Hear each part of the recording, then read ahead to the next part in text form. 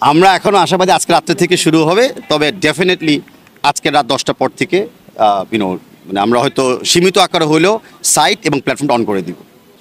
10 তারিখের আগে এখনও সময় আছে, তাই আমরা ইচ্ছা করে একটু সময় নিয়ে আমরা টিকিটগুলো ছেড়েছি। বাংলাদেশ ফুড ফেডারেশন থেকে আমরা সবসময় চেষ্টা করি নতুন কিছু করার জন্য, ইনোভেটিভ কিছু করার জন্য। তো প্রথমবার কিছু করতে গেলে ইনোভেটিভ হতে হলে একটু ভুল ত্রুটি হতে পারে, যেটা আমি স্বীকার করে নিয়েছি।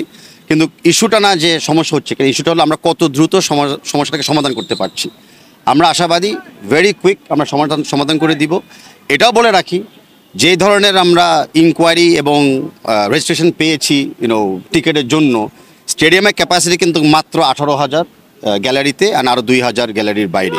তো এই ব্যাপারটা মনে রাখতে হবে আমাদেরকে। যখনই টিকিটটা সেল প্রপারলি হয়, অনেক দর্শক কিন্তু আনফর্চুনেটলি হয়তো টিকিট পাবেন না, অ্যান্ড এটার ব্যাপারে আমাদেরকে একটু পেশেন্স রাখতে হবে।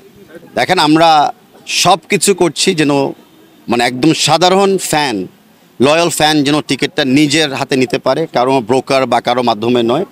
আর যারা যারা কালোবাজারি করতে চায় তাদের তো আপনারা নমুনা শুনিয়ে গেছে এই মুহূর্তে। এই সাইবার অ্যাটাক যেটা হয়েছে আমাদের ওয়েবসাইট এবং টিকিটিং প্ল্যাটফর্মের উপরে, সেটা কিন্তু মূলত হয়েছিল বিকজ একটা বা দুটো আইপি অ্যাড্রেস থেকে চেষ্টা করেছিল ব্যাপকভাবে টিকিটগুলোকে ব্লক করার জন্য। সেটা আমরাই হতে দিই নাই, সেই কারণে কিন্তু এখন সাইটটা ডাউন আছে। বাট আমরা নিয়মিত ব্ল্যাক মার্কেট এগেনস্টে আমরা অভিযান চালাবো।